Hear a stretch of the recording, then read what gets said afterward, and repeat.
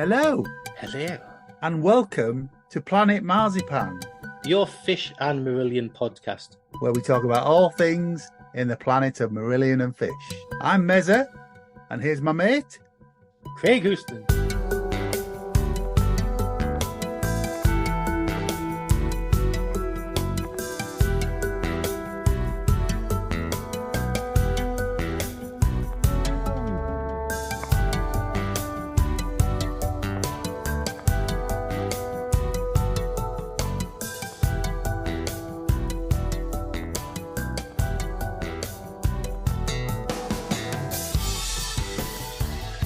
Hello, and welcome to Planet Marzipan. I'm Mezza, I'm here with my good friend, Craig. and we are here to look at, or to revisit, actually. We're revisiting an album the second time we've done that. And it's just been the fish albums, because we are going to do things like clutching and that, which were out in our first 10 recordings, where we only looked at them for about half an hour. Now we're going to bore you to tears for an hour and a half. We just, you and me, wasn't it? Yeah. So anyway, we are here to take another look at Fish's Songs from the Mirror album, and we have guests. We welcome back to the podcast, Mikey Kay. Hello again, guys. Hi, Mikey. We welcome back Stuart Clyde. Good evening, gentlemen. Hi, Stuart. And we welcome back Stuart Mitchell. Hello. Hello. And if you've heard the songs from... What am I talking about? If you've heard the chart in the single episode... Then get your teeth back in, go on. Yes. We welcome back Jeffrey Schulke from America. Hello. Hi, Jeff. Welcome back. Thank you. We are here to take another look at Fish's Songs from the Mirror. And we'll do that in a minute. There's a format. There is a format. How many of these have we done? 12. Yeah. Fish's Songs from the Mirror was released on the 18th of January 1993, and there is a Wikipedia entry for it. How old were you on the 18th of January 93, Craig? I was still 20. I hadn't clicked over 21. I still had 9 months to go. The Wikipedia entry for this album is Songs from the Mirror is the third solo. I haven't got my teeth in, have I? Told you. Songs from the Mirror is the third solo album by the Scottish singer-songwriter Fish, released in 1993 as his final album for Polydor. It does not contain any original material. Instead, it is a cover album featuring Fish's versions of songs by artists who inspired him before his career started. It reached number 46 on the UK albums chart. Heady heights. Yes. Now, as Craig was about to say, it's Jeff's first time on the pod. So we get to ask Jeff the important question. Jeff, how did you get into all this madness of Marillion fish? Well, I had a friend who had introduced me to Rush. This would have been the late 80s. And back in those days, he copied your friend's cassettes. So he copied me everything up to that point. And on the B-side, or the flip side of one of them, was written Clutching at Straws. And I thought, oh, another Rush album. I put it on, and of course it was Clutching at Straws, and it grabbed me from the beginning. I was mesmerized, and particularly the vocals, the lyrics, the combined with the music, it was like a perfect harmony. And I sought out, where can I find more of this, because I didn't even know who the band was. There was a radio show in Milwaukee at the time, called Planet Prague, and it was on once a week, 10 to midnight on Saturday nights. And I called up the gentleman that hosts that, and still to this day does. And he knew exactly who it was right away, and got me involved with the importer, because back then I had to import all this stuff. It wasn't available just down the shops, which made it very expensive. Yeah. So there was a local record store there, and they were happy to import the Marillion stuff. And just that was right around when Eternal Exile was out new, and by the time I got that, this was being released, and I was kind of caught up. So was your first copy of Internal Exile the American sleeve? No. Okay. I had the original, the The European Boys' release. Own Yeah, Stories. exactly. Yeah. And I remember, way into Misplaced Childhood, all this is on cassettes copied for me. Had no connection to the artwork yet, what the guys even looked like. And then Marillion came in 1989 on Season's End to Milwaukee. And I went to it, and it was great. I loved it. I absolutely loved it. Bought Season's End. I knew that there was a singer change, but I didn't have any concept of Fish and H yet. Really liked Season's End. And then Planet Prague played Vigil. And it just something about the voice and that chorus, and it just like harkened me back to that initial clutching at straws feeling that I had. And then I saw him, Fish, in the Kaylee video for the very first time. Yeah. And I pivoted, with all due respect, I pivoted away from the H stuff, and I was a Fish fan 100% ever since. Still follow the guys through about Brave, just past Brave, and check in still with the new stuff too. Yeah. I bought Mark Kelly's book. I love it. But I kind of went the Fish avenue, still with a friendly nod to Marillion, but that's my tale. And then got to see him on 2 tours that he came August 14th, 97, on the Sunsets and Empire tour, and then the 13th Star tour. Great. Well, you're more than welcome on this episode. You certainly know your stuff. You sent us a lovely email, so thank you very much for that. And thanks welcome for reaching out. And you're more than welcome on here. Thank you. So we are here to talk about Songs from the Mirror. We have just recorded an episode of Charting the Single where we talk about 3 of these songs. So you might be repeating yourself, guys, but you just have to go for it, aren't we? Songs from the Mirror. We will start with the original 9-track version. And track 1 on the original version is a version of the Moody Blues Question. Edited highlights. Yeah. Let's go. Stuart Clyde, what do you make of this? I thought that Question, I should actually point out that before I listened to Songs from the Mirror before it came out, I had no concept of this song at all. So like a lot of people, unless you were a contemporary of Fish at that time, a similar age, then you might not have known these songs from 20 years earlier, because that was when some of us were born. So this album could have been an album of original songs. And it was only retrospectively that we went back and had a listen to them. And that was certainly true of Question. So the first time I heard it was the first time I'd heard the song. And then went back and had a listen to the Moody Blues version and did my comparison, as you do.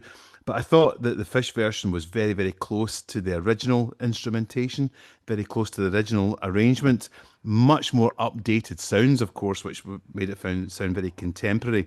But I thought Fish's voice was such that he was obviously very much invested in the track. Now, he did say, that this is an album full of songs that inspired him, and I thought in Question you can really, really feel that. I thought it was a great opening track for the album, full of energy, full of dynamics, full of Fish, really.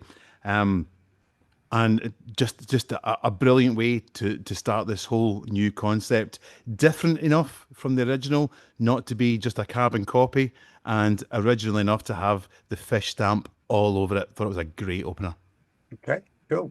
Jeff, what did you make of it? Your first new Fish release. What did you make of the opening track? It was the first one. Yeah, I think it's a great opener. Just like Stuart said, the updated instrumentation, it definitely lifts it. I love the that kind of Pete Townsend guitar that drives it. And then I said it before too, I really love Foss's keyboard outro.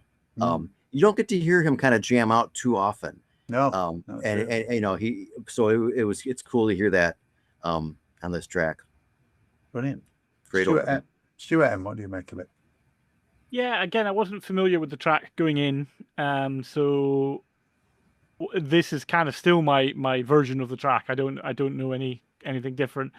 It's a really nice track. I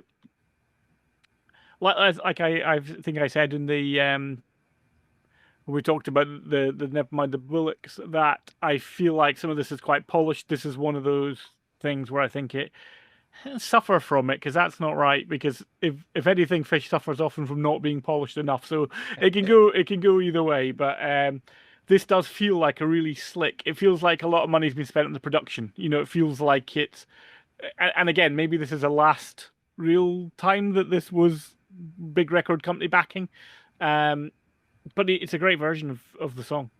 Yeah. Okay. Mikey? After having had lived with the EP for a while, it was so pleasing to see that the album was actually opening up with Question, because by far I thought it was the most powerful song that we'd heard from the EP. And it just sets the album up as a perfect opener for me. Cut it in half and it's got Fish all the way through it.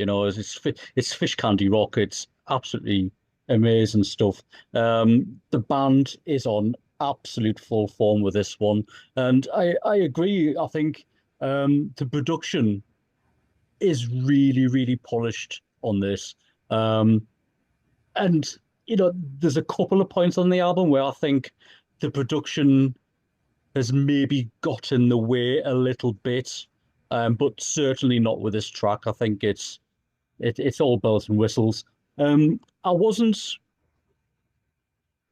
fully aware of the Moody Blues version, because I'd never really got into like the Moody Blues, pretty much like you, John, that kind of passed me by.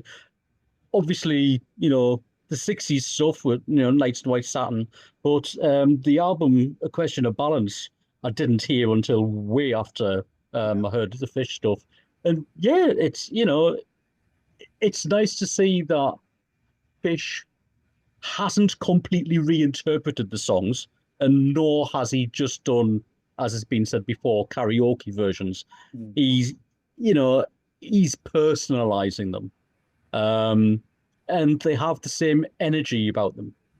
He doesn't take anything away from those originals. I think this has got more energy than the original. Yeah, absolutely. I can't say about all of them, but this certainly has.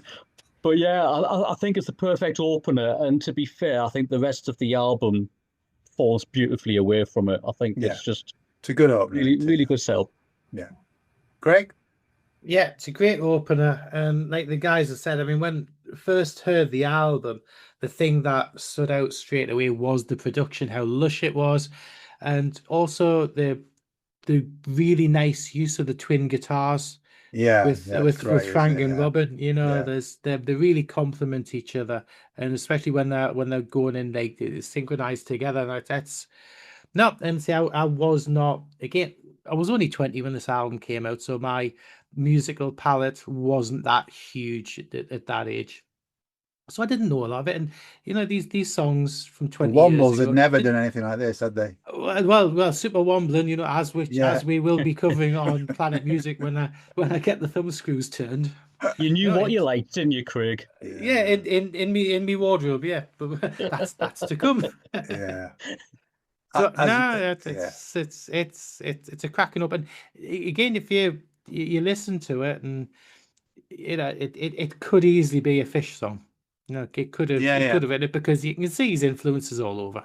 Yeah, he's singing. I mean, his voice at this point, he's singing within his voice, isn't he? This is before the severe changes, but as you've said, it's a brilliant sounding. That some of the guitar effects at the beginning of the track, they're sort of difficult to describe, but it sort of brings it more up to date, more into the sort of early 90s. I think it's a great version, and as I think Mike had said, we'd heard it on the EP, so we knew what was coming, and it just sets up a great opening to the album. Track 2 is Boston Tea Party. Stuart Clyde, what do you think of this track? Well, of course, originally a sensational Alex Harvey band song, and he is Absolutely. Fish is 100% channeling his inner Alex in this one. It's got that bite that Alex had in the delivery. And as with all of the Sab stuff, Alex was less about a polished vocal delivery and more about the performance and getting across the meaning of the songs. And Fish absolutely encapsulates that in that. I thought it was a great reworking of the arrangement, a really grittier edge. And actually, it sounds like what I think the sensational Alex Harvey Band would have sounded if they'd been around with Alex in the early 90s, which I think is probably the greatest compliment you give to somebody doing a cover. You know, if the originals were still about with that same lineup, that's what they probably would have come out with. Yeah. It was always a brilliant, almost like highlight of a live Fish show was when they played Boston Tea Party, because it is an absolute stonker. I was privileged many years after this was released to actually be part of the remnants of the sensational Alex Harvey Band and played keys with them. So like, Chris Glenn had a band called Chris Glenn and the Outfit, and I played keys with Chris for many, many years. He was the original bass player from the Harvey Band, and Sal Clemenson and various others came along and guested with us. But I got to play Boston Tea Party with some of the original Alex Harvey Band members live, and it is the most fun song to play live, and it's just such a great track for getting people going. So for me, there's a lot of personal investment in this song, from right through the years from when I first heard it from Fish, through playing it, and then going back and listening to the original Alex Harvey version. It's a stonking good song, and Fish does it proud. Absolute belter. Brilliant. Jeff, follow that. Yeah, that's... As an American, I was going to come up with a joke about how this song offends me, but I couldn't pull it together quick enough. It's a great song, and I don't have that history that you guys do with Alex Harvey, other than through reading about it or hearing about it through Fish. But it's a great song. I love the verses, the way he delivers. You know, the children of the colonies have a different tale to tell. Those are great lyrics that he spins in his own way, and yeah, it's a great second song. I like what Mikey Kay said about how the rest of the album falls away from Question. Yeah, and this does that perfectly. Yeah, cool. Stuart M. Yeah, I think again, I think there is something about being Scottish with Alex Harvey, because he's someone that I think of every singer that I can think of, he is a singer that sings with the most menace in his voice. When you hear his version of Delilah, especially the old Grey Whistle Test one, even when he's dancing around with an umbrella, you think this guy could kill me. And he just has that edge to him. He sings that murder ballad perfectly. And I think actually Fish is almost a successor to that, especially in some of this kind of stuff when he has that vitriol to his voice. He does it very well. I think it's a great version. I remember the year after, or a couple of years after Songs from the Mirror, because it would have been after Suits, when they did the ill-fated, I don't know if anyone here was at the Princess Street Gardens. Oh, yes. I got absolutely wet. The complete washout show where he did come on and do it with the remnants as well as of the Sabs. Yeah. Wow. Mikey, what do you think of Boston Tea Party? I love this. This is the first track on the album that I had absolutely zero recollection of. It was probably the sort of thing that my dad would have been listening to in the mid-70s, to be completely honest, but I was not aware of it at all. And again, another one that felt very Fish to me. I love the drive behind it. It's such a great groove to it. Of course, it has its first cultural appropriation check going on in the background with some Indigenous American voices, but we shan't go there. It's a fun song.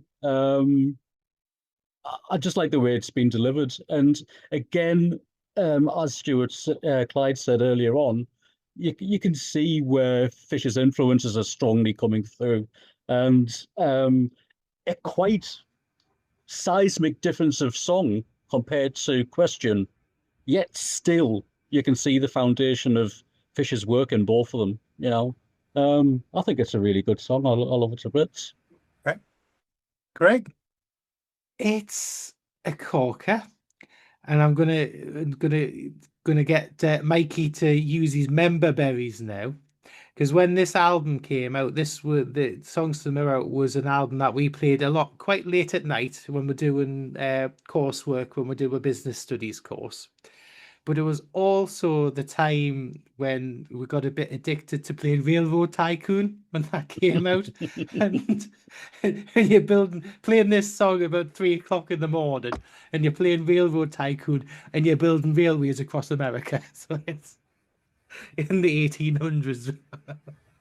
So that sticks in my head from then. But yeah, I think it's a cracking version, absolutely cracking version, and I loved it live. I thought it was absolutely stonking live. The version on Sushi's fantastic, but we'll talk about that later on. Yeah, But yeah, okay, yeah. As you've all said, it's a great second track. It makes me sort of want to go out and dive back in and play his version of Faith Healer, which I think is probably better than this for me. Those 89 shows starting with Faith Healer was so exciting, so exciting.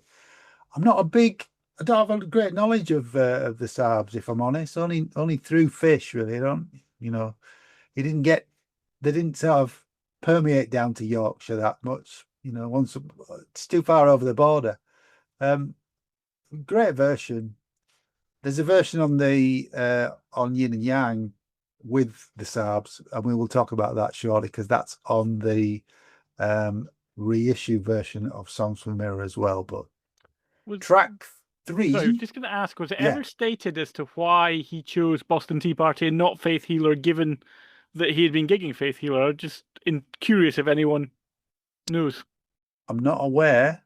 Does he mention it on the documentary? No, he doesn't. No, but I think Faith Healer's got to be an opener, hasn't it? If it was on here, it'd have to be the first track because of the way it starts. But yeah, it's great to have both. But it does make me think of that, and that is right up there for me. But he wasn't afraid to take on Floyd, so track 3 is Pink Floyd's Fearless. Stuart Clyde, what do you make of this? Well, for me, Fearless is actually probably the high point of the album. I thought this was his reinterpretation best. It's a complete reworking of the orchestration.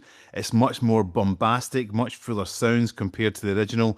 So they've taken the structure of the original, not completely changed that, but absolutely reworked how it sounds. So this to me is a proper cover version. So that they've taken the seed of the original song and just completely reworked it. I thought it was just stunning. It brings so much more to the table than the original. The sounds and the arrangements are really tasty. Even little parts that weren't in the original. The keyboards have got some lovely wee non-harmony notes in the verse that are just so subtle but absolutely gorgeous. And you can tell again that Fish is so personally invested in this song. His own personality and the way he feels this song, as well as vocally delivers it, absolutely oozes out of him. So it's got the best of everything on the album for me. Beautiful reworking, gorgeous sound and production, brilliant vocal delivery. It's just, it ticks all the boxes for me. Stunning. Brilliant. Okay. Jeff? I don't like going after Stuart. No, he doesn't leave you a lot to say, does he? I apologize for that. Sorry. I agree 100%. I love the song's silent downbeat. Bum, bum, bum. When it climbs up, there's that kind of silent downbeat. I just love that. He delivers it with such power, just like Stuart said. And the image of the hill is clearly very important to him from day one of the first solo album. So this could be a lyric he wrote, and I'll climb the hill in my own way. I mean, that's him all day long. So it's my number one song on the album. Wow. Okay. Go, Stuart. So yeah, it's a difficult one because it's not something that I knew.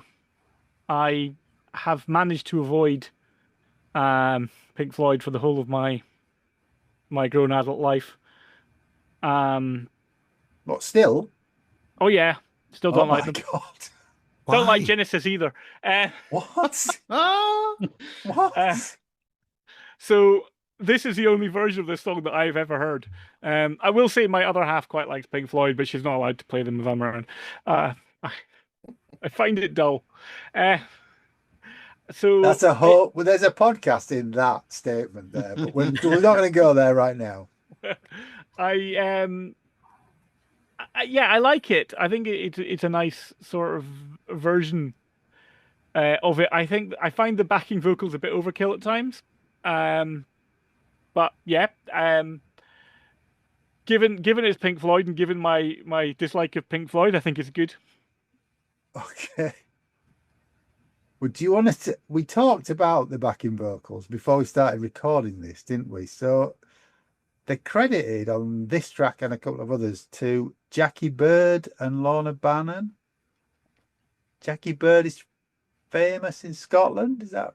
Yeah, so Jackie Bird is a long-standing BBC Scotland news presenter, and we were chatting with Stuart Mitchell, saying, anybody south of the border might not know that whenever we read that, we automatically thought of the news presenter, and then John, you came on later and went, "It is the news presenter." I believe it is. I mean, I don't know her, but Couldn't Fish believe talks about her in the documentary. Yeah.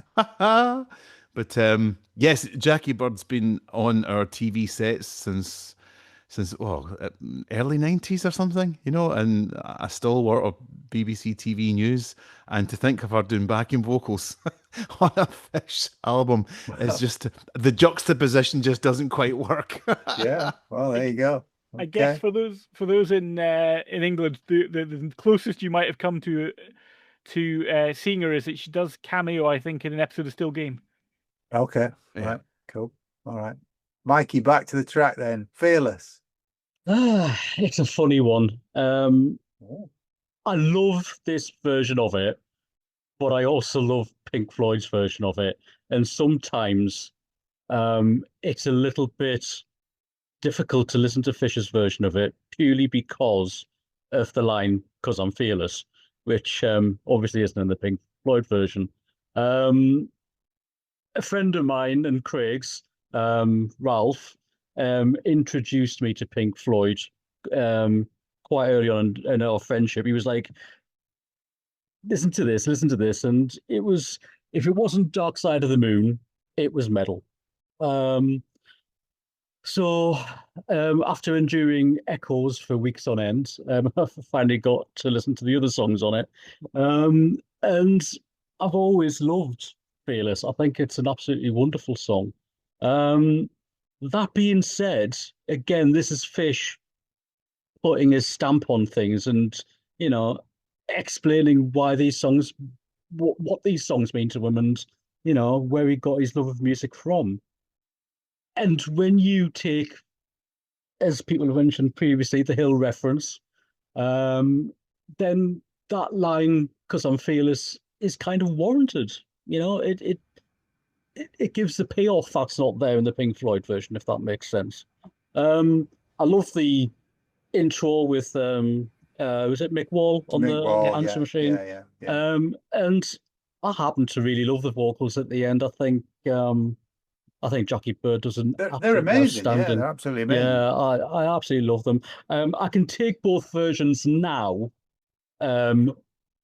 separately and love them both, but I must admit, when I first heard this, I was a little bit taken back. Yeah. Craig?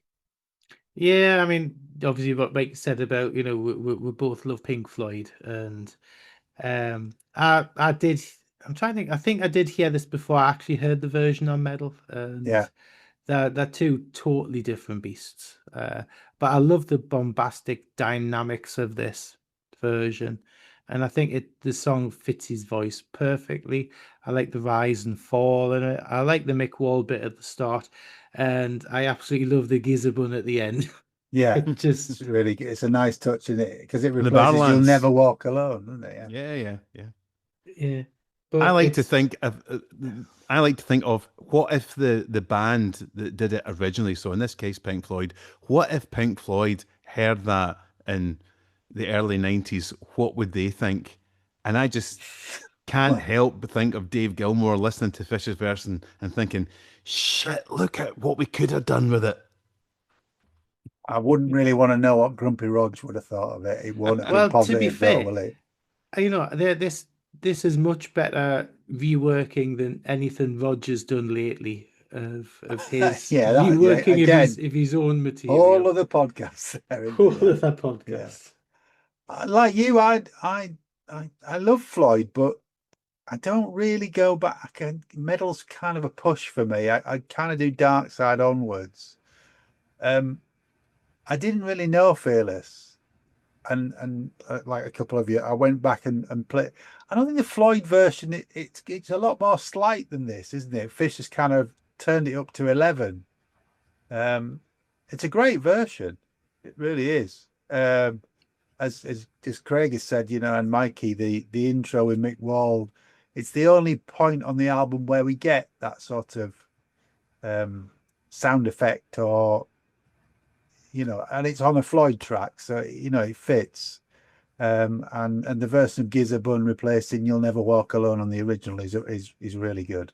It's really clever. It's really clever, yeah. And it just shows how much these mean to Fish. Things take a slight left turn with the next track. It's a version of Ape Man by the Kinks. Jeff, I'm going to let you go first on this one. You don't have to do that. So kind. It's fun. It's a fun tune. I mean, it's a great song to iron and do some housework while it's in the background. It's just, it comes and it goes, and it doesn't bug you. It's just really fun. It sounds like a really tight band pick up their instruments and just started jamming, and someone hit the record button, and that's what it is to me. It's fun. Okay, we'll go back to Clydey then. Stuart. I thought it's a nice reworking of the arrangement. Does the vocal take it anywhere new? Not sure it does. Does it sound good to listen to? Yep, like Jess said, it's great fun. Does it sound like he's 100% invested in it like the previous few tracks? No. Does it bring something new to the table from the original? Not really. So this is the first song on the album which I thought didn't grab you by the scruff of the neck and say, listen to this new version. Does this not blow away the original? It's nice to listen to. It's good fun, but it doesn't move me in the way that the others did. Yeah. Stuart, I mean, it's sort of a bit Fish does calypso at points. Would it get him cancelled nowadays for some of the accent work that he seems to put into it? I think very much probably would. He's just warming up for No Dummy. It's again, I wasn't really familiar with the original, and it feels a little out of place. It feels a little trite compared to some of the other stuff, which feels like it really means. I think you're right when you talk about it. Is it something he's invested in? No, it doesn't really feel like it means something. It feels like I need to put something a bit lighter on, so let's do this rather than this is an important. I can't see how this was an important song to him. I could see how other Kinks songs might have been, but not this one. Yeah. Okay. Mikey? So following what Stuart's just said there, interestingly, in the documentary, Fish mentions that he wanted to do Lola, but they couldn't get it to work. Lola and Ape Man are two of my favourite Kinks songs, both off the same album, which is Lola versus Power Man and The Money Go Round Part 1. It is a fantastic album. I love this. I know a lot of people might think I've got cloth ears or whatever.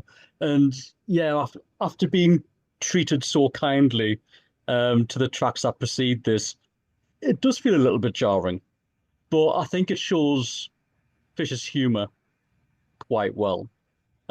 He does admit, however, that it's one of his least favourite songs on the album, but he says he puts that down to production tinkering, losing some of the energy of it.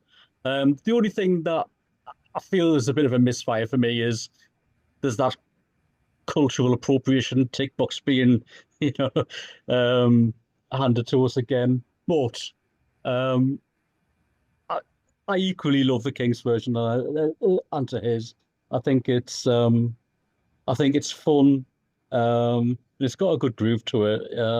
I think it's nice just to, change the mood a bit on the album. Okay. Greg? I freaking love it. I really do. I just like the whole fun aspect of it. It's a bit of, if you want to call it light relief, like what Clyde was saying, it's something you don't have to be that invested in, and it's not a very, it's climate change in the world and all that kind of stuff and everything in it. And it's great. But this was one of the ones, hadn't you reached out to try and get Sean Connery to do the spoken word bit in this? And obviously got a polite fuckety-offety. But I think it's a great version. And like Mikey, I love this song by the Kinks. I love Lola. There's a few of the Kinks songs I really, really love. But this is it's a piece of fun. And it was good fun live. Okay. I kind of fall in the same camp as Stuart Mitchell. I think it's just there, isn't it, really? It didn't take a lot of effort, this. It smacks of, Christ, we haven't got enough tracks on the album. What else can I put on? There's another one coming up shortly on side 2, which is very similar to this. But yeah, if it wasn't there, I wouldn't miss it. The fifth track... So I was going to say, strange though, given that 2 more songs from this appeared in another album that he put out around about the same time that would have fitted much more nicely, into this. For the songs that were on the Outpatients. Oh yeah, definitely, yeah. But they were recorded afterwards. I mean, not time. Were they? I thought some of them were recorded finished. For part of this. Okay. I don't think they were finished. I mean, surely he would have put on Time and a Word, surely. But anyway, we'll come on to that. Track 5 is Hold Your Head Up. Jeff.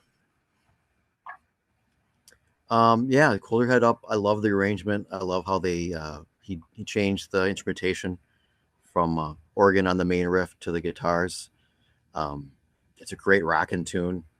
Sometimes with Fish, it can get a little heavy and he can be a little bit wordy. And the last track and this one are just good, fun rock tunes. That's nice to kind of hear him do that sometimes. Yeah. And for me, as I stated on the other podcast too, it was the first new thing from him that I was able to purchase and put it in my CD player and absorb. So I was a huge fan of this, and I couldn't not understand why it didn't debut at number 1. Okay. Stuart Clyde. I think this was the first song on that album that I actually recognized as a cover version. Yeah. It was the first one that I was familiar with before. And Jeff's right, that organ sound from the original was substituted for guitar in Fish's version, but that was quite a theme that was emerging, so that whatever cover versions he was doing, it would quite often be a guitar that would take over, and that kind of Frank Usher grunge sound would take over from the original instrumentation. It was a cracking track, different enough from the original to have his stamp on it, but familiar enough to be recognizable as the original track that it was. Great fun, and every bit part of the album as the rest of the tracks. So, yep. Yeah. Stuart Mitchell. Yeah, it's a decent. I mean, I don't know the original very well, but feels like a decent version of a track. It's slick, it's sleek. As I mentioned in the previous podcast, I think it's a better live track than it is recorded. But there's absolutely nothing wrong with it, and it fits really nicely into the sort of thing he was doing at the time. Yeah. Okay. Mikey? Just to reiterate, I think that again, it was a song that I was not aware of in the slightest, and another one that I feel could have been written by Fish himself. I think it sounds like a very Fish song. I don't think it would have been out of place on Suits or anything similar that wasn't like necessarily a heavily strung concept album. Yeah, it's I've never actually heard the Argent version, and I don't think I'd necessarily want to. I've got I love the song that much on here that I don't think I need to spoil myself by going back and listening to another version of it. I don't necessarily seek things out just because they've been covered by a band or an artist. But this, and it's nicely placed on the album as well. Actually having it as a single, it's nice to actually have an album where the single isn't just shoehorned at the front just because it was a single. Yeah. It's nicely placed after the fun that was it, man. I think it blends quite well. Okay, great. Yeah, I mean, like we mentioned on the chart and the single, it's a cracking little rocker. It's tight. Did it fit releasing as a single the end of '92? Not really. Is it a good live track? Absolutely stonking. He makes it his own. But, yeah. As I think we said on the chart and the singer, I think Kevin Wilkinson and David Payton on here just incredible rhythm section, and I think the production on this, well, on the whole album, but James Cassidy's, it's not a live sound, but it's not. I mean, Stuart thinks some of this is too clean, but I don't get that from this, if I'm honest. It's certainly a lot clearer than some of the stuff that follows it in his catalogue. But no, it's a great version, I think. Track 6 is a version of Sandy Denny's Solo. Jeff. Another beautiful song. I don't know the original. I haven't sought it out. It's that sweet side of Fish, the blind to the beautiful side of Fish. Yeah. That gets right to your heart. And when you read his fanzine and you hear his interviews and what he and you watch the documentaries now, the newer ones, and you see what he goes through to push his solo career forward. Every time he says that I've just gone solo, that it always hits me, because you root so hard for him. At least, and that line, even though it's not his, he gives all of himself to his fans. He tells us everything that's going on. And so when you're invested in that, hearing him sing that lyric, and the whole song's just beautiful. He really, it's that and Fearless can kind of go back and forth top two for me on this album. Yeah. Okay. Stuart Clyde. Yeah, I think it's absolutely gorgeous. What a beautiful, beautiful version. It's not that common for guys to cover girls' songs. No, true. And Sandy Denny's original is beautiful in itself, and it's close enough to the original, but enough of a new arrangement to make it really, really interesting. It is a gorgeous take on it for all the reasons that Jeff's already said. It's really him coming out of that, and it could have been him that wrote it, and you really feel that in his delivery. Just beautiful. Okay. Stuart M. Yeah, it's probably my favorite song on the album. As I mentioned when we did chart on the single, this could have been a single, because it certainly when in the years that followed this, when he decided that he was going to release ballads for a while, then this would have fitted in really nicely with that. I think it's a beautiful arrangement of a beautiful song. I agree. Brave for someone like Fish to cover someone like Sandy Denny, especially brave for Fish given his latter years to sing the lyric "I never sing out of tune." But I was watching the Cropperty performance today, and amazing. I don't know how he did that with a straight face. But it's an amazing performance. It's lovely to see him with the Fairport guys. My partner is a huge Fairport fan and a huge Sandy Denny fan, so she was much more aware of this song than I was. But Sandy has a beautiful voice, and you'd think there is a danger with a rock singer coming on and trying to do something like that they'll do something that just doesn't quite work. But I think it works on its own merits. It's a stunning song, I think. Yeah. Also, I will say, I think it's one of Foss's finest hours. Okay. Yeah. Cool. Mikey? Yeah, I'm just going to back everything else up that's been said. I think it's absolutely stunning. I, I remember listening to the album back in the day. It was probably one of the tracks that I wasn't really that bothered about at the time. I like the more up-tempo Fish stuff. That's not to say things like a gentleman's excuse me passed me by, because it certainly didn't. But for me, it just felt like a dampening of the album. Obviously, talking to my 19-year-old self, I'm waving a finger going, "You're absolutely wrong, shut up." It's wonderful. It really is stunning. And it's always great to hear, Fish wearing his heart on his sleeve. And you can just tell, that this song means so much to him. And it couldn't be more apt. I mean,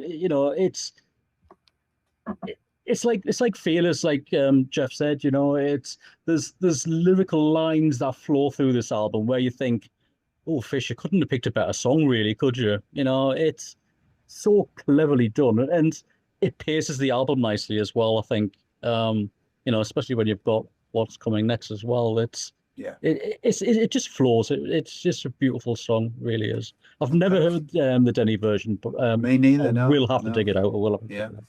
Okay. Craig? Yeah, listening to this, you can see with this where his influence came for doing a song like "Gentleman's Excuse Me." They're of a fashion, and you can see in this where he's had influences for his own solo work. I mean, the arrangement on this isn't a million miles away from the slightly country feel of Just Good Friends original Yeah. version and that as well.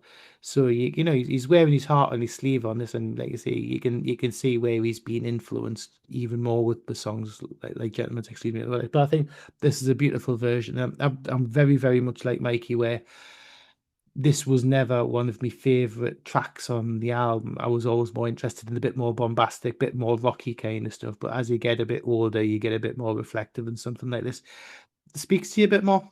Yeah. But it's gorgeous. Yeah, absolutely. Definitely a highlight on the album. As with Mikey, I don't know the original. I'm just sort of looking it up while we're chatting.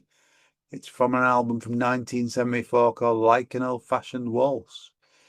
And it features a Richard Thompson solo on it. I'll have to have a listen to that, but it's stunning. This it really is.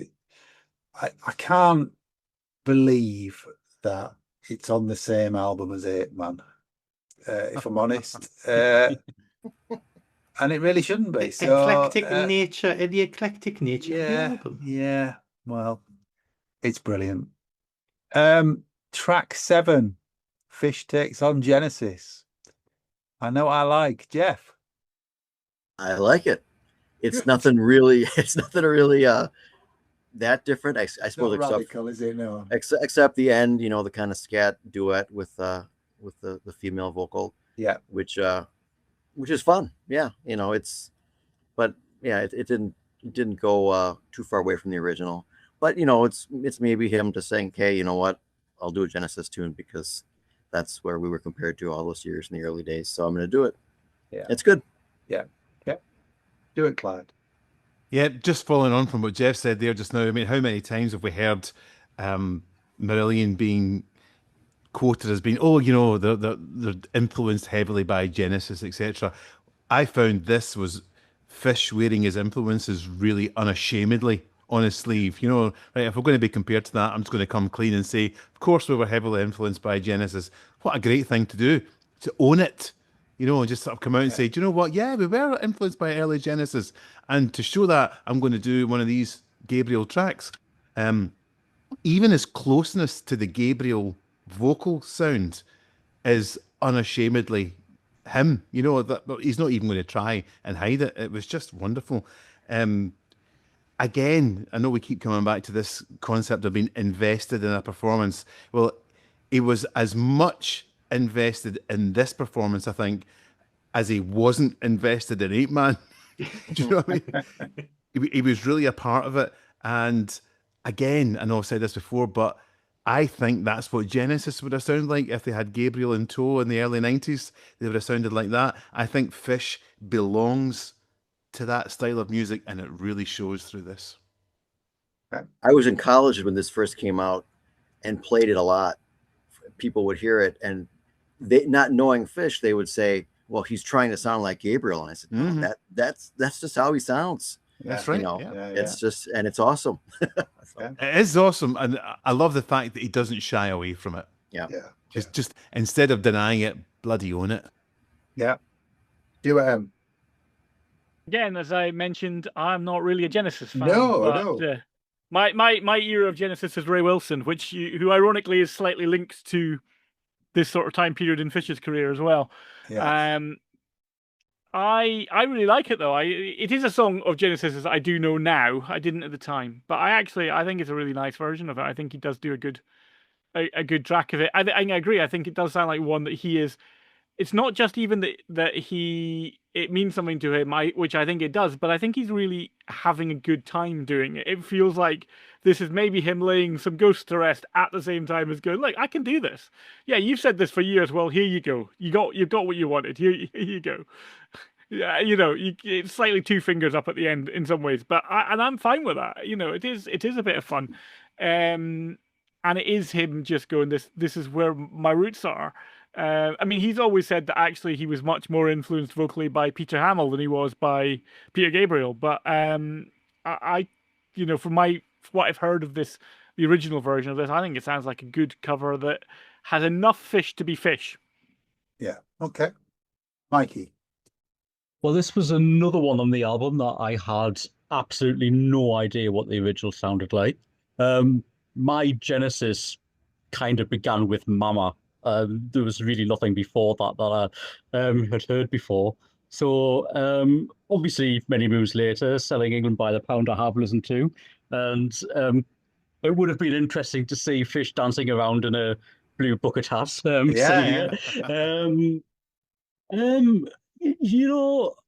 It's the vocal delivery for me. That bit where he gets to the stepping on before you're sure, his voice just soars. It's absolutely brilliant. And like has been mentioned, the scatting towards the end is absolutely brilliant. And it features a Victorian lawnmower. What's not to like? Again, it's like Ape Man for me. It's a little bit of Fisher's tongue in cheek, but I bet you this is a hard song to sing. I bet you it is. I wouldn't like to get me tongue around this. Better than Ape Man, though. Jury's out on that one. No, it's not. Craig. Well, the funny thing is I wasn't really that familiar with the Genesis version because it was around about this time where the Way We Walk Volume 2 Live, it came out around about the same time as Songs from the Mirror. So I'd got Volume 1 and Volume 2. Got Volume 1 the year earlier, and Volume 2 came out just then. And there is a live version of that on the Longs version. So I was listening. It's in the medley, isn't it? It's in the big medley. Yeah. So that was because these were albums that I was playing at the time when it came out. So I'd become a bit familiar with both of them then. But yeah, I think it's a solid enough version of it. Yeah. And the thing is, do you think in 1996 he sent a cassette of this to Tony and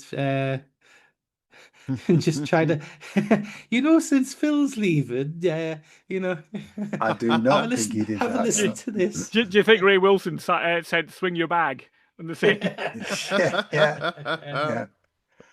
I think it's good. It takes the song somewhere else in the second half, and he introduces melodies into the song that aren't in the original, which he's done elsewhere to some of the other tracks. I did know the original, and it's nothing like it for me. But he had to pick a Genesis song, and I'm glad he didn't pick like the musical box or something massive like that, because it wouldn't fit. It wouldn't fit on this record. Yeah, because it's not a very proggy version No, of the it's song, is not. it? No, it's not. It's a variation of the song. It's not a prog version of the song at all. Yeah, but yeah, it's good. It's better than 8 Man, and well, I won't say it yet, but track 8 on the original was Jeepster. Jeff, T-Rex's Jeepster. Yeah, for me, it's side by side with 8 Man. It's fun. It comes and it goes. Let's get to the next tune. I don't hate it, but again, it sounds like the guys picked up their instruments and just rocked out and jammed, and someone pushed the record button, and it sounds great for what it is. It's okay. Clyde. Yeah, I'm with Jeff on this one. It's karaoke at best. Yeah. You know, he's not invested in it, not as much as the others anyway. I personally don't like the original.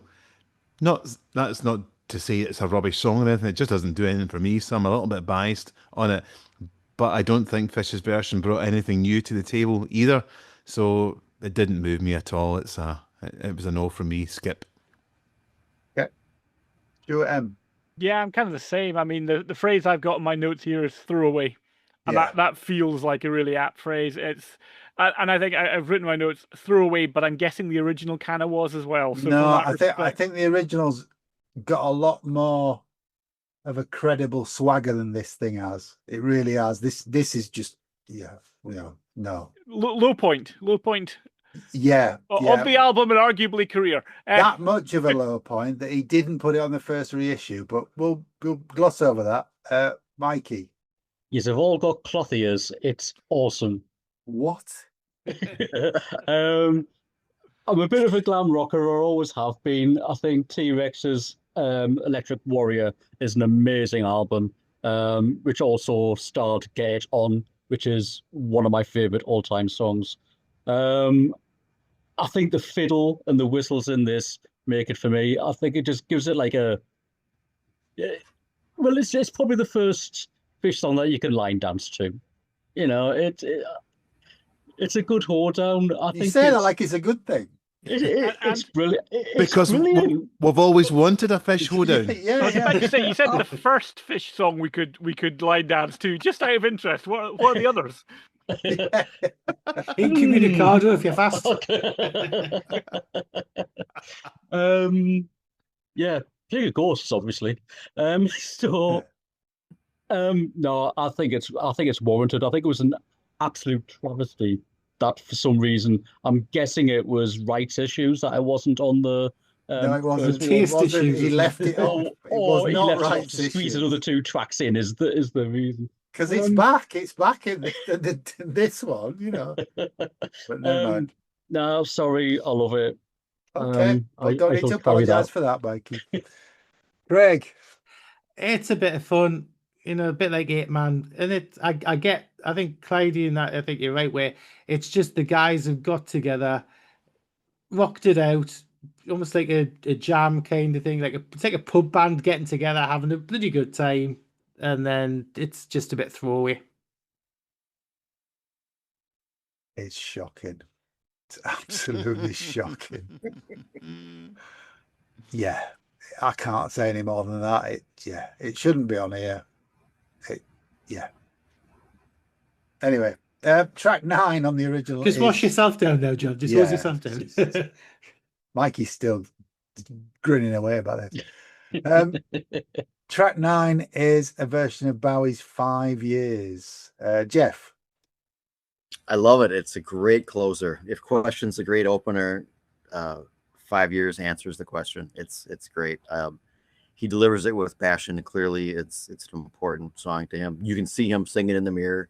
And the final verse, the way he delivers that final verse going into the final choruses to end the album, it's his own. And I've never heard the Bowie version. Not that I'm purposely avoiding it, but it'll probably sound like a Bowie cover of a Fish tune to me.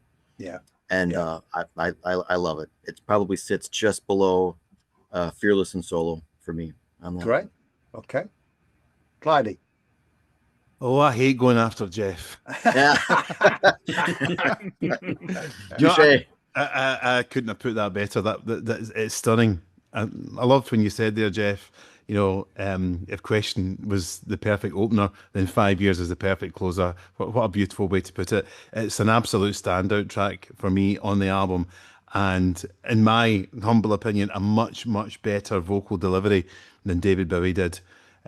He's absolutely 100% owning this version. It's almost like he's had 20 years of that song seeping into him that David Bowie didn't have, you know, and it's now absolutely oozing out of every pore when he's delivering it in the early 90s. He delivers so much more feel and so much more emotion than the original. The original's great. You know, if you go back and listen to it, you can see why a generation of teenagers were inspired by that. But just this concept of 20 years down the line, what does somebody who's pushing, you know, I don't know, 40 now, think of those concepts? And that absolute vitriol about the state of the world just oozes out of him in a way that I don't think Bowie could have done at that age. So it's an absolutely stunning version. One of the highlights of the album for me. Cool. Stuart M. Yeah, I think it's a great version as well. I mean, I really like the original, and I feel it's a different type of version of it. But I think the sort of feeling Fish gets into it is incredible. I think it's a really nice version of it. I think it's a song that has aged really well. To this day, I think it's still aged well. I think it feels as pertinent now, 50 years after it was written, than it did 20 years after it was written when Fish covered it. I think you're right. I think Fish has been working up to this his whole career. This is him doing something that he's probably always dreamed about or has thought, you know, wouldn't it be amazing if I could do that? And I think he lets loose on it. And I think as an ending to the original album, it's an absolute cracker. It ends on real emotion and real sort of vitriol about the state of the world, and that feels very Fish. Yeah. Okay. Mikey. Yeah, I'm just going to back up what's been said. It really is the perfect album closer, and Jeff hit the nail on the head when he said, you know, listening to Bowie's version sounds like he's covering Fish.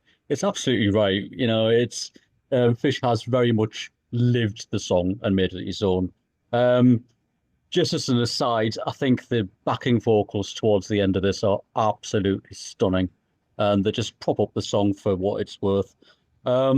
Yeah, wonderful, absolutely wonderful stuff, and certainly one of the highlights on the album for me. Yeah, Greg. I'm going to get Mikey back out with his member berries now. With these what? Member berries? You We're never not heard having any of berries? that on here. You're not recording the video of this, are you? Because nobody wants to see Yeah, that. audio only, thankfully, listeners. You spared these member berries. Yeah, we don't get what numbers go down. When this album came out, it was back in the day when we were at the cinema like multiple times a week. And I think I mentioned this when they did the original version of this pod. And the Warner Brothers Cinema in Newcastle, there must have been a fan there, because this album was on for a solid month in the main auditorium. So if you're going in to see the latest blockbuster, whatever, this album was playing, and it always cut out to go to the trailers halfway through 5 years. So, you know, you're sitting there, you know, you've got like a full auditorium, you've got a fit, you're there sitting smug because you know the whole album because you're a Fish fan. Most people haven't got a clue what's going on. You're singing along to it and all the rest. So it gets to 5 years, just before all the backing vocals come in, Pearl and Dean starts, so you miss it all. You must have said that before, because I've heard that before. Yeah. So this was the album that it had. But I think, you know, Fish has made this song his own. It's similar to what Steve Hogarth's done with Life on Mars and with the H Band and stuff. Their version of Life on Mars is absolutely corking. And I think it's a fantastic closer of an album. It's anthemic. His version of it is just absolutely superb. You know, the back and forth, the whole kit and caboodle builds up. Yeah, absolutely gorgeous. Okay. I didn't know the song. I'm not a massive Bowie fan. I do know some of the later stuff, but I was never really that impressed with this, if I'm honest, when the album first came out, when Songs from the Mirror came out. I've grown to like it and appreciate it more now. It's not up there with the likes of Question, Fearless, or Solo for me, but it's a nice way to end. It's definitely not in the same league as Jeepster or Ape Man, which are in a league of their own, Mikey. Yeah, it's a good way to finish. I mean, the tracks that we're going to talk about now weren't ready. I think we talked about these. Stuart had mentioned they were on two of these tracks were on the Outpatient CD, the Fishy Records CD. And they've appeared on the later version of So the first of these tracks is a version of Yes's Time and a Word featuring Steve Howe. Jeff, what do you make of this? It's really interesting. I mean, it's not a huge departure, but obviously the vocal timbres are completely different universes. And it's really cool to have Steve Howe working with them. Yeah. And it's really cool that Steve Howe played on a track that Peter Banks originally played on. So, he gets to get his whatever he needed to get out of it. So it's a really cool collaboration, just that alone. And it's a nice song in and of itself. And they both do it justice. Yeah. I think at the time Fish was being managed by Brian Lane as well, wasn't he? So that's probably where the link came in. Yeah. Short-lived, but yeah. Yeah. Okay. Clyde, what do you think of this? Yeah, again, just echoing what Jeff was saying, I think it's he was wearing his influences on his sleeve, again, covering a Yes track, but good on him for doing that. I think it was a very similar arrangement. There wasn't too much of a distance made from the original, and it belongs on the album every bit as much as the other songs do. More than Ape Man. Slightly more than Ape Man. Yeah, we could have swapped that one out, no problem at all. Yeah, yeah.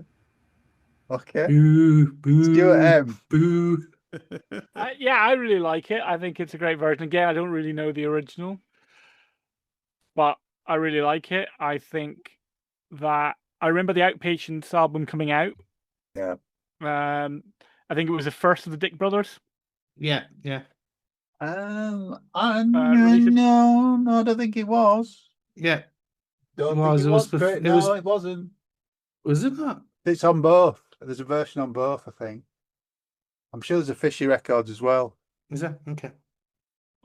But I remember all three of the Fish songs that were on that album were absolute crackers. I really like this one. Yeah, Mikey? Well, I didn't know Yes existed before Owner of a Lonely Heart, so it was a bit of a revelation for me, this one, when it came about, because I think the first time I heard it was when Craig got the Outpatients album. And it's a shame it wasn't done in time for the album, because, there's one thing I hate, and it's an uneven tracking on an album. 4 tracks, 5 tracks. It's like, ooh, no, just round it up to 10, please. Or take a track off and... Yeah, oh, no. It's either one solid song and 5 on the other side, or 5 and 5 and 4 and 4, 3 and 3. Have you been tested for OCD, Mikey? Yeah, it's been. He's been tested for everything else, I think. Yeah. he passed. Yeah. He looks at. Leave my memories out of it. No, I love this, and one of the endearing things about the remaster series and this DVD that you get with it is like Fisher's anecdotes about Steve Howe turning up with like 20 guitars, and he's like, "You only here to do one bloody song," but and he says he had to pinch himself, because if he told like his 17-year-old self that one day he'd be sitting in the same studio as Steve Howe, he wouldn't believe it, and you can tell he's enjoying singing. You can hear the joyousness in the vocal delivery. I think it's wonderful. It's such a crying shame it wasn't done in time for the album. It really is. Yeah. Okay, Craig. It's lovely, isn't it? Really is. It's lovely. Lovely? It's a nice Lovely? track. It is. It's Fucking lovely. hell. It's lovely. It's a nice track. I mean, I love. He just sings it so well, and yeah, the guitar solos at the end. It's nice, and it's a cracking track, and it's not too long, and it's not too pluggy for Craig. Yeah, and it Yeah, would there have. is that. Yeah. It would have fit on the album perfectly. It really would. It's not nice. It is. It's nice. fucking brilliant. It It's is. absolutely It's brilliant. nice. No, it's not. It's fucking brilliant. And as Jeff says, Steve Howe's playing all those solos that he would have played if he was in the band at the time. You've got But years again, of him playing this song live. Yeah, and he's got a putting chance it to do all a into studio there. version. Yeah, It's absolutely amazing. It should have been on the record. If it wasn't finished, that's why it wasn't. But it's absolutely stunning. And it's, again, just makes me think, why the fuck is 8-Man and Jeepster on there when you've got You leave this? 8-Man alone. John, let it go, pal. Let it go. I can't. When he's got something in his teeth like that, you know what he's like. Another track that was left off the original is a version of The Who's The Seeker. Jeff? I love the choice of the Who song. It's not like the most obvious choice, but then it's a song everybody knows. Yeah. It's kind of like a little like a vocal treat. Hey, I get to sing this Roger Daltrey number and have a good time doing it, which sounds very much like he is. But you're absolutely right. Time and Word and The Seeker in place of 8-Man and Jeepster would have really made that album a step up. Yeah, I think it's a real fun track. I'm not a big Who fan, but I love the choice. It's not an obvious choice, but it's not an obvious choice, if that makes any sense. Yeah. Okay. Clyde? Yeah, it's another balls out version of a song from his childhood. And why was this not in when Jeepster was? It deserves a place on the album more than the other one does. Again, it's close enough to the original to be identifiable, but with an absolute fish stamp on it. Yeah, it's a winner for me. Yeah. Okay. Stuart? Yeah, again, I sort of agree with everything that's said. I think I don't know the original, but I just think it's a really good version of it. And again, I just quickly looking at the dates there, and there was sort of about 10 months between Songs in the Mirror coming out and the Outpatients coming out. And part of me is like, could we not have met in the middle and just put it out 5 months later with these songs on? It was on. I did check though. It was on Fishy Records in '93, and then it was reissued on Dick Brothers in '94. Okay.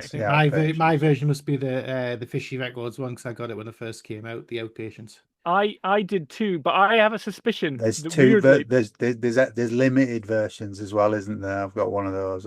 There was a signed version that he did, and I think that may have been the first Dick Brothers one was a signed one. I think he did the Fishy one first, and then I think the Dick Brothers one. It's the other way. Was it? Yeah.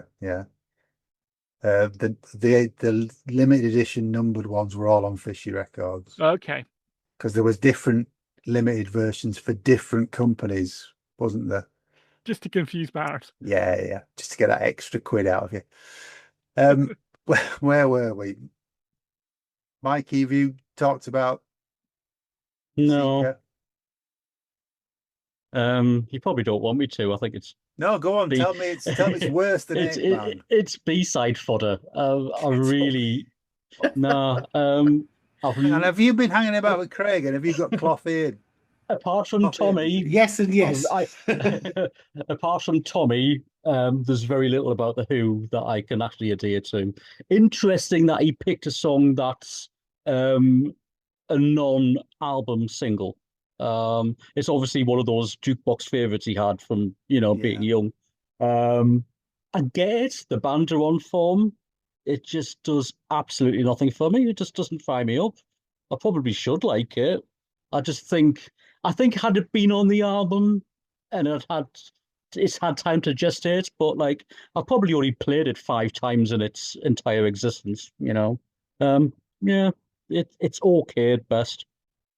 Okay. Craig? Yeah, it would have fitted nicely on the album. Quite, it's a canny enough rocker. It's a accessible Who song. And I think it's possibly one of the last times that he could actually sing in that register before his voice went deeper into the 90s and stuff like this. This is the kind of almost like Marillion type of vocal pitch that he did, but which he kind of changed a lot even in his early solo career. But it's an entertaining enough tune. Like Clyde says, it's not too different to the original. I know the original, I actually do. But yeah, it's worthy. I think this I don't know the original, so it's kind of like Clyde said early on. It's one of those that I can't compare it to the original, but it's a decent version, and you can tell it means something to Fish.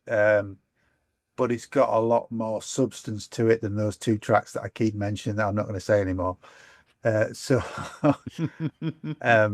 yeah, for that reason, I'd have loved it to have been on the original. The deluxe version that he put out in, well, what year is this? I don't know. What were these, Stuart? Can you remember? These ones would have been question. I've actually got I've got the thing open here, so I can probably look. Is it the remaster 2017? All right, okay. About right, yeah. So he stuck the version of Caledonia that he recorded for the he says, trying to find it. Frankie Miller tribute album. That's the words I was about to say. Yes. Tag that onto the end of here. Jeff, have you heard this track? Oh, sure. Yeah. What do you make of it? It obviously that track means a lot, something different to you guys. And I read up on that, and so in that knowledge in me now, as I hear it, it goes a little deeper. But when those bagpipes come in toward the end, even as an American who's not attuned to those instruments as well as you guys are, it does something to me. And knowing and hearing people talk about what that song means to them, and having him perform a song like that speaks that way to people, it's cool to be a fan. Yeah. Okay. Clyde? This is a kind of funny one for me. I've got a bit of an affiliation with this song. I performed this song as part of my finals one year at music college, so I know this song intimately well, and the various versions from the Frankie Miller version, right back to the original with Dougie MacLean, and I found it a little bit shortbread tin for my liking. Yeah, it was a wee bit too Scottish. I don't know if that was an attempt to make it accessible to people from out with Scotland, but it was trying too hard to be Scottish, even with the key change into B flat to make the pipes all fit at that bit that Jeff was talking about. I just found that a wee bit twee, and then back down to the original key so that he could sing the rest of it. But what stuck with me was what a missed opportunity when he had, 3/5 of the sensational Alex Harvey band playing on that track, not to make it a sensational Alex Harvey band version of the song. I think with the best will in the world, anybody could have done the version that Fish did, but with, the majority of Sab playing on it, why would you not do something really, really different? So it's okay. I can see why people like it, but for me, it's a missed opportunity to do something really, really special with that. Okay. Stuart? Yeah, so this is an interesting one for me because, as I mentioned, we were speaking about this before, that the singer I managed, Joe, was originally part of the Frankie Miller tribute album that this was part of, and it ended up culminated in a massive show, well, not massive, a big show at the Barrowlands, with an incredible lineup. I was just looking here. The lineup was Claire Grogan, the Cosmic Rough Riders, Horst, Joe Walsh, Nazareth, Ray Wilson, and the Sabs. That was, and I think it ended, if I remember, and I think Brian Robertson was there as well. He guested on guitar, and I think the night ended with this. But Fish, I think, was on tour and wasn't there, which was a shame. But I agree about it being a bit.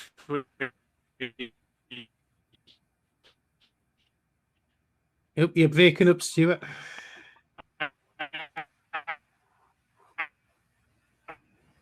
Ooh. There's a glitch in the matrix. There is, yeah. His But I can't internet see. I think we might have lost Stuart. I lost you a bit there, Stuart. We lost you there, mate. So you're gonna have to say that again. Whatever you said. Just that bit where you were agreeing with Clydie. Yeah, it just is a bit twee. It's a bit tart and shortbready. I still like it. I still enjoy it. I think it's cool. The whole album strikes a little bit like this. So if you don't know, Frankie had I think it was a stroke or a brain hemorrhage, and basically couldn't play anymore for a long time. And he was just, I think he was getting a lot of therapy and stuff at the time. And he actually guested at couldn't play, but he was at the tribute concert. It was put together by a guy who worked in the Scottish music industry. It was a really nice thing, but it was a bit of a twee. Yeah. Have you heard Frankie Miller's version of Caledonia? So the guy that the tribute concert was for did probably the ultimate version of Caledonia. Have you heard that? No. Oh, it was incredible. It's ubiquitous in Scotland. Yeah. So I think in the late 80s, they used Frankie Miller's version of Caledonia as a beer advert. I think it was Tennent's. Tennent's, was it? I think might be McEwen's. Tennent's or McEwen's, but it was the most unbelievable version of this song. Dougie MacLean, who's a kind of folk acoustic artist, wrote the song and does a beautiful version of it. But Frankie took that song and really blues rocked it up in a way that you couldn't have imagined. But it just spoke to the soul of Scottish people. Yeah. Yeah. And it wasn't twee, and it wasn't bagpipes, and it wasn't shortbread tin. It was fucking blues rock, but it was brilliant, you know. And that was the version that people in Scotland really bought into and identified with. And it was when he got sick that they did the version of Caledonia, which I think was a wee bit of a letdown compared to Frankie's own version, which was absolutely awesome. So if you take only one thing away from this podcast, go and listen to Frankie Miller's version of Caledonia. It's fucking brilliant. And don't listen to Ape Man by Fish.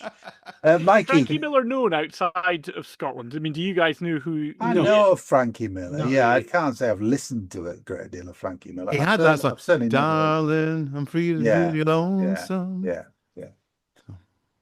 Mikey, what do you make of this version of Caledonia? Well, I'm going to go and listen to the Frankie Miller version because I actually quite like this. You know me and bagpipes. I love me bagpipes. You do. But it is verging on, can you remember those?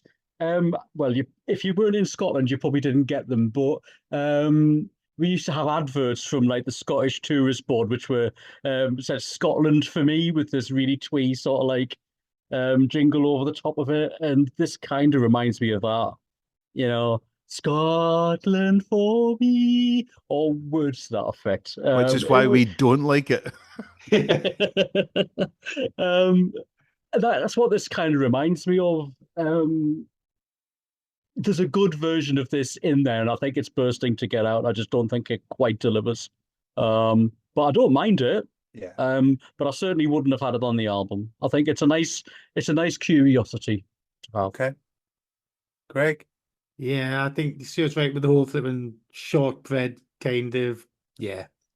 To me, this sounds like a power ballad version of Donald Wears Your Trousers. Yeah, I get that. It's just no, it's not for me. Not for me. It's not of the standard of a lot of the rest of the album, certainly. It's nice to have it. I remember trying to buy the Frankie Miller album when I was in Edinburgh one time and not succeeding, so I didn't have a version of Caledonia until I got it on this. But imagine having over half of the sensational Alex Harvey band in the studio. Yeah. And that's what you come out with. Yeah. What a missed opportunity. Absolutely. So that we've covered the whole of the Songs from the Mirror album, guys. There is a deluxe version which has live tracks and has a version of Boston Tea Party with the sensational Alex Harvey band in 1995 on it. It's definitely worth digging out, but I'm not going to go through that because we've talked a long time about this record already. And it also gives us an excuse because the live tracks predominantly on here are from Sushi, and I think there's some from some of them are. There's the other bit. version of Faith Healer from Nearfest. Yeah, And but some there's acoustic bits. yeah, but there's stuff on this which we'll actually cover on other albums because we've got to do Sushi down the line. We will do Sushi. I mean, Craig and Mikey have been listening to Sushi in the prep for this episode, and it is such a strong Fish live album. I think we will cover that in some detail. But yeah, Can I quickly ask what everyone thinks of the cover? Is it pronounced the Goodler? Or is it The Guddler. The Guddler. I think the cover is part of why it didn't sell, if I'm honest. Tickle my trout. What Don't the mind hell if I is do, it? Mikey. What the hell is it? You know, It's a non-Mark Wilkinson picture. On a purpose. That was 1985. It was a Scottish artist from the mid 80s that did it. it was Keith. Do you know where he McIntyre. lives now? The Scottish artist. No, Not Take on a a guess. croft by any chance. 2 doors down from you. No, he lives in an island Oh, aye. that somebody else lives on. Oh, really? Yeah, he's in America. Yeah, he lives in Yeah. the church. He lives in a converted church in the same island that Fish lives on. Oh, Oh, I see. Okay. cool piece of trivia. I don't think it helped sell the record. Do you? No, do you know what? I quite like it as a piece of art, but it's not. There's various versions of it because there is one in the Aberdeen Art Gallery, but it isn't exactly the same as that. So he must have done a couple of different variations. Is it charcoal though? The other version is it color? No, it's same Right. sort of look to it. It's because Fish owns it. It's Fish, or it was Fish's piece of artwork. Right. There's photos of him from the Marillion days standing in front of it. Yeah. Because it's about catching fish. Well, it's Okay, it's that not, makes sense. Yeah, so that- he's not catching the fish. But that's what guddling is. Yeah, No, it's tickle the not. fish and throw it No, out the water. you tickle it so that it produces more eggs. So is So it? you get you saying more it's fish. you saying it's a turning on fish? Is that the whole point of it then? Apparently, I've read Fish that. fiddling. Wow, you- Fish fiddling. I've never practiced it. so New I don't know. understanding of what the album is meant to mean now. Okay. Well, my understanding was it was a manual Yeah, by hand well- way of catching fish. I'm sure our listeners are going to correct either you or me, Clydie. So please feel free, step into the conversation and point out which one of us has got it wrong. Guddle away. So how many of us actually got to see this tour? So is it I'm just not really sure. I was drunk most of the time at that time. 2, 3? Early You do get that, Mikey. Say, Mikey, did you come with us to Leeds Town and Country? I can't remember. No. we were there. We I were did- there I did- on the Nets tour. Yeah. Yeah, no, I was with you on the Toil tour. But I can only assume college must have got in the way or something. I honestly Because that was don't the know. first. Because it was the first time that I'd been to Leeds Town and Country Club. Because I saw this in. Because it was February the 22nd, 1993, and we went there a year Back later the in following February year, to weren't you? For see Brave. Marillion and Brave. So the Yeah. track list for that gig that me and the John were at, it was actually before we knew each other because we didn't meet each other till a year later. So, but we're still at the same gig as we were a few others. So it was Fearless, Big Wedge, Boston Tea Party, Credo, Family Business. Then there was the medley of View from the Hill, He Knows You Know, She Chameleon, and Kaylee. White Russian, Poets Moon, The Company, Just Good Friends, Jeepster, Hold Your Head Up, Yay. Lucky, Internal Exile, Cliche, The Last Straw, and 5 Years. My God, what a freaking set list. And the majority of that is on Sushi, which we will Sushi. cover down the line. Well, Because it is Nice. a fantastic live album. Mikey, have you got a chart update? And then we'll wrap this up. I certainly do. I actually think for a cover versions album, it performed kind of okay. You got to 30 in Switzerland, 44 in Germany, 16 in the Netherlands, and as was mentioned at the top of the pod, in the UK, he got to 46. He was the 5th highest new entry in the charts. So all things considered, not too bad. I will give you the rundown of the top 10. There's some interesting stuff in here. At number 10, Peter Gabriel with Us. Never heard of him. No. At number 9, Genesis with The Way We Walk, Volume 1, The Shorts. At number Still, 8, no. number 8 was Cher with Greatest Hits. No, not familiar with her work. No. I think a hangover from the Christmas market, I would say. Yeah. At number 7 was Shaman with Boss Drum. Remember At that. at number 6 was Take That with Take That and Party. Never amount to anything. Craig, another one of your favourites here. At number 5 was the Stereo MCs with Connected. Yeah. You hated that so much. Oh, yes. At number 4 was Arrested Development with 3 years, 5 months and 2 days. At number 3 was REM's Automatic for the People. At number 2 was Dina Carroll with So Close. And at number 1 was Genesis with The Way We Walk, Volume 2, The Longs. The Longs. Yeah. Oh, I like that album, me. So 2 Genesis and a Peter Gabriel in the top 10. So that must be the week that The Longs came out then. Yeah. Fantastic. Yeah. Okay, well, that's what we think of Songs from the Mirror. I don't know if we've asked you, but if we have, you can hear about it now. We'll shove it in now. Yeah. So, back on the 27th of June, way back on the 27th of June. Yeah, with it, lots of stuff got in the way, hasn't it? Yeah. We asked you what you think of Fish's Never Mind the Bullocks EP, and we got quite a few comments about that and also about the album itself. So we're just going to give you some of the highlights of that from our wonderful listeners. I'll start with Mark McCormick for you. Yeah. Gosh, haven't played this in such a long time. I actually loved this album.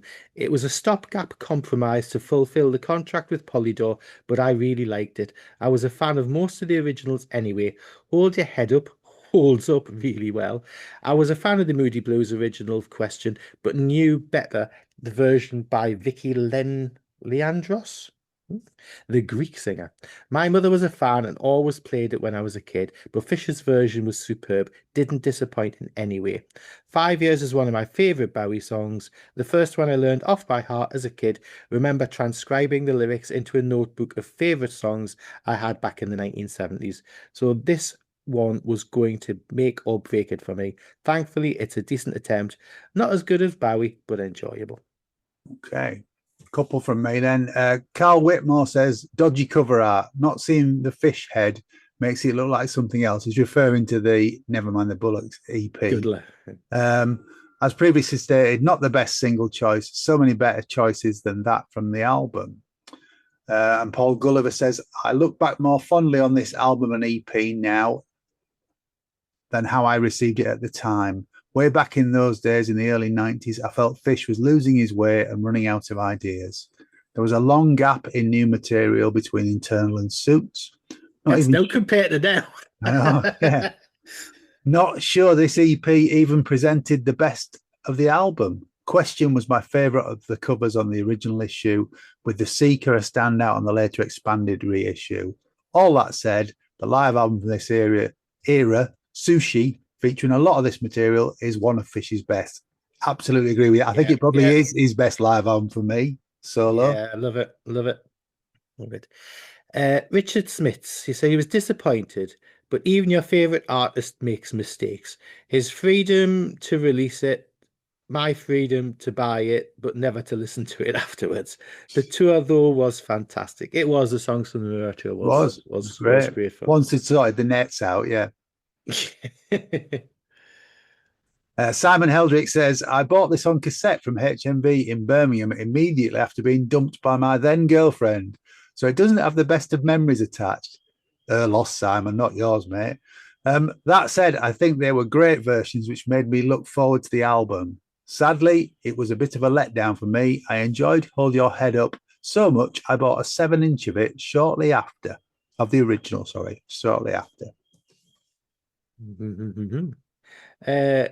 Sean White, speaking of the EP, I remember the competition that he ran with the sticker. He wanted it placed in the funniest, most interesting placement. Prize was his ponytail. I'm not sure what eventually was the prize, but I remember him saying years later the ponytail went to Tara. Yeah, I remember the stickers with the bullock and the Never mind the Bullocks. Yeah. and the crossing that over the bullshit Yeah. free zone, which we mentioned back when we did the AP episode. Yeah. Stephen Dempster says, despite what many have said and still say, I loved the songs from the Mirror album. As for this EP, I don't think it was the strongest track selection from the album, but probably a good choice to satisfy Polydor requirements.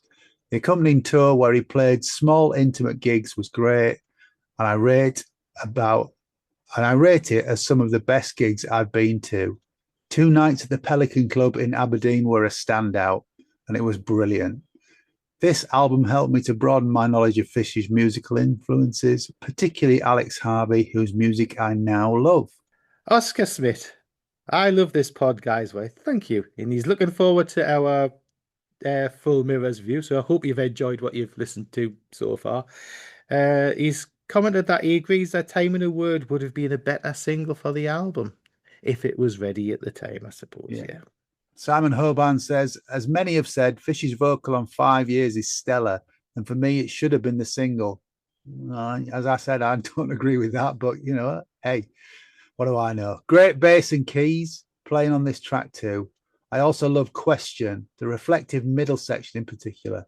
Great to revisit these tracks. The album has aged better than I thought overall. Darren Hewitt, Time in a Word is absolutely brilliant. However, should have been the single from the album, as mentioned, but it wasn't ready. He never knew about the EP. This is Darren. Never knew about the EP. Darren still. Yeah, he never knew about the EP. Berry had the songs from the Mirror. As a whole, I'm not a massive fan of it, but loved 5 Years. Unpopular view. I knew and loved Question by the Moody Blues, one of my dad's favourite bands, which also got me into them, but I felt the Fish version lost a lot of what I loved about the original and the remixed version of the Moody's anthology album. So the Fish version I didn't really gravitate to, but great episode. Thanks to everyone's views on it, especially as I don't own it. Darren, you should be ashamed. You should own that EP. And to end on a negative note, Stuart McConnell says, so many missteps during this period. Oh, okay, Stuart. Fair enough. Bless him. It was a tumultuous period for Fish, and it was a complete. I mean, the record industry back in the early 90s was changing. I mean, now it's completely, alien to what it was in the 80s, and it was in a very, very strange position. But he solo. He did what he did. Yeah. But as usual, thank you to all the folks who do join the conversations in the Planet Marzipan Facebook group. If you're not there, come and join the conversation. Anyway, I'm going to hand back to him and me to round it all off. And that's what everybody thinks of Songs from the Mirror by Fish. So thank you very much to our panel this evening. Thank you, Stuart Mitchell. He's ignoring me. Thank you, Stuart Clyde. It's been a pleasure, gentlemen, as always. As ever. Thank you, mate. Thank you, Jeff Schulke. Oh, thank you so much. Have me back anytime. Loved it. You're welcome to come back. Definitely. Thanks for joining us this evening. I'll say thank you, Stuart Mitchell, again. Are you back with us now? No, he's just looking at me. No, we've got a connection issue with Stuart, I think. Thank you to Mikey Kay. It's been a pleasure. Thanks, guys. Thank you, mate. And thank you to my podcast other half, Craig Houston. Why, thank you, young sir. It has been a pleasure and an honour as ever. All that remains to be said is a good night from me. And it's good night from him. Take care. And stay alive. And don't say I'm going to suck you. Oh, that's stated.